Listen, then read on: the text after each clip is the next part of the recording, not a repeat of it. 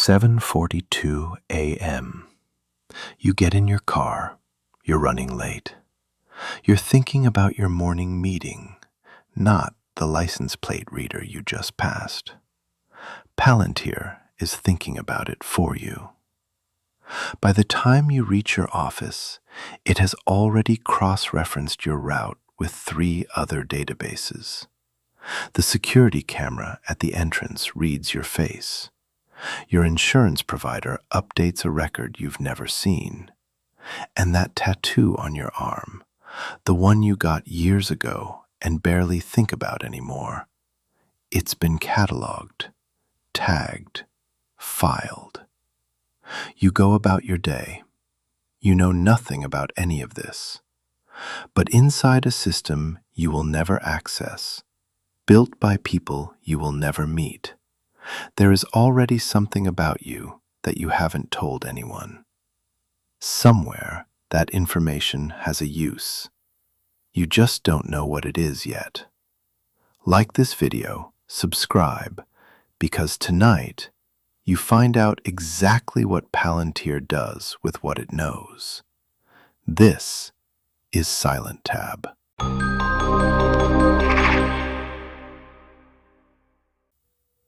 September 2001. The Twin Towers fall. Washington is in panic. Intelligence agencies weren't talking to each other. The FBI's databases were incompatible with the CIA's. The NSA's collected data couldn't be analyzed. Millions of data points, disconnected, dysfunctional, dead. 2 men built a company in that void. Peter Thiel, co-founder of PayPal, and Alex Karp, a philosophy PhD trained in the Frankfurt School. Both Stanford graduates, both men who had spent years thinking about how power is constructed, how information becomes a weapon. 2023. They named the company after Tolkien. Palantir, the crystal seeing stones of the Lord of the Rings. Artifacts used to observe events across vast distances. Dangerous artifacts. Because in Tolkien's world, everyone who looked into them was corrupted. Saruman looked and became Sauron's slave. Denethor looked and went mad. Thiel knew this. He chose the name anyway. They called their Palo Alto headquarters the Shire, the Virginia office, Rivendell, London, Grey Havens. Then they sent their engineers to Iraq, to Afghanistan, into war rooms. Software developers sat beside CIA field agents. Whatever the battlefield needed, they coded it. The first investment arrived in 2005 from In-Q-Tel, the CIA's venture capital arm. Government money, a classified connection, an official beginning.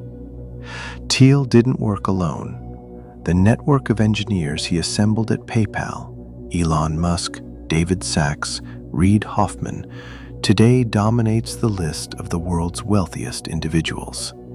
Silicon Valley calls them the PayPal Mafia, a charming name, a misleading one. This was never a startup. It was always an intelligence infrastructure. They built 2 weapons, one for the battlefield, one for everything else. They called the second one Gotham. To understand how Gotham works, you need to accept one thing first. Every data point is innocent, on its own. License plate scan, for traffic safety. Insurance record, for the healthcare system. Social media location, for advertising. Tax return, for the economy. Bank transaction, to prevent fraud. Tattoo photograph, for identification. Now combine them. That is exactly what Gotham does. Historically static records, vehicle registration files, police reports, court rulings, subpoenaed social media data, location histories, private messages, fused into a living intelligence web. It maps your social network, tracks your movements, catalogs your physical characteristics. Then it generates a profile, yours, without you knowing a single thing. New Orleans, 2018. Palantir entered a secret partnership with the city's police department. The public didn't know. The city council didn't know. The system built a list of likely offenders based on social ties and arrest records. People who had done nothing, flagged as suspects by an algorithm. The program leaked. A scandal erupted. It was canceled. Los Angeles, same period. Chronic offender labels. Minority neighborhoods disproportionately targeted. The algorithm was fed historical policing data, which meant it reproduced the system's old biases, faster and with more authority than any human officer ever could. That program was canceled too. But the systems are still there. Innocence is no longer a guarantee. The algorithm decides who you are. To understand Peter Thiel, looking at the technology isn't enough. You have to look at what he destroys. 2009, Thiel wrote an essay for the Cato Institute. It contained one sentence: clear, direct, unapologetic. I no longer believe that freedom and democracy are compatible. This was not an expression of concern. It was a program declaration. In Thiel's philosophy, democracy is the most inefficient obstacle in the path of visionary monopolists. The majority will always move to restrict the power of a successful minority. And the mechanism that tells that majority what to think, mainstream media, elite universities, Hollywood, is an enemy. The neo-reactionary thinkers in Thiel's orbit gave it a name: the cathedral. The first step to destroying the cathedral was to collapse the press. 2007. Digital media outlet Gawker published a story outing Thiel without his consent. Most billionaires would have run a PR campaign. Thiel waited, quietly, for years. Then he secretly financed a privacy lawsuit brought by retired wrestler Hulk Hogan against Gawker. Approximately $10 million. The case ended with a $140 million judgment against Gawker. The company collapsed. It shut down. This was not revenge. This was a method. Control the data, control the story. The next target was politics. 2022. Thiel took two men he had cultivated inside his own investment firms, J.D. Vance and Blake Masters, and launched them like political startups. He poured $15 million into the effort to send Vance to the Senate from Ohio, one of the largest single donor contributions to a Senate candidate in American history. More than $15 million for Masters in Arizona simultaneously.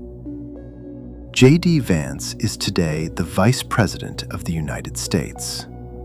A billionaire manufactured a politician, funded him, carried him to power.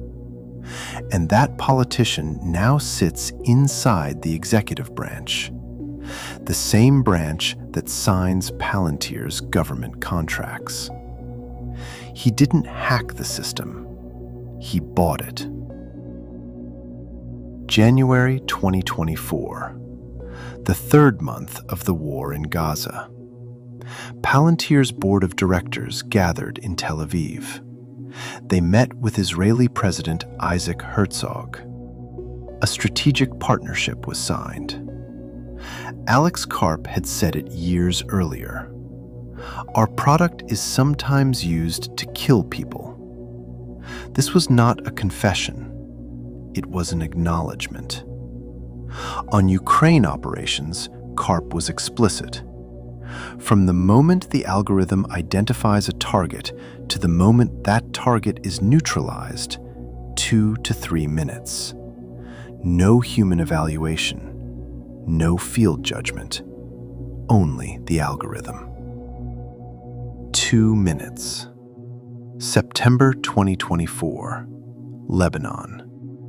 Thousands of pagers and walkie-talkies carried by Hezbollah members detonated simultaneously. 42 people killed. Thousands more with permanent damage to their eyes and hands. The newly published book, The Philosopher in the Valley, documented it. Palantir technology was used in this operation. A protester confronted Karp directly. Is Palantir killing Palestinians? Karp's answer: mostly terrorists. That's correct. UN Special Rapporteur Francesca Albanese listed Palantir among companies facing risk of complicity in crimes against humanity. The company continued to grow. In Tolkien, everyone who used the Palantiri came to a bad end, but the stones survived. Today, Palantir has access to the IRS's entire database network.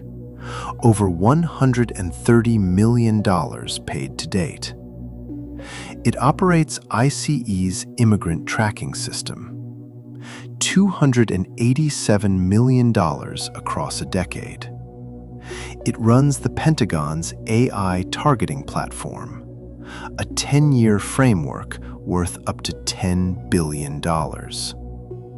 It manages England's NHS health database, and it continues embedding Foundry into federal agency after federal agency.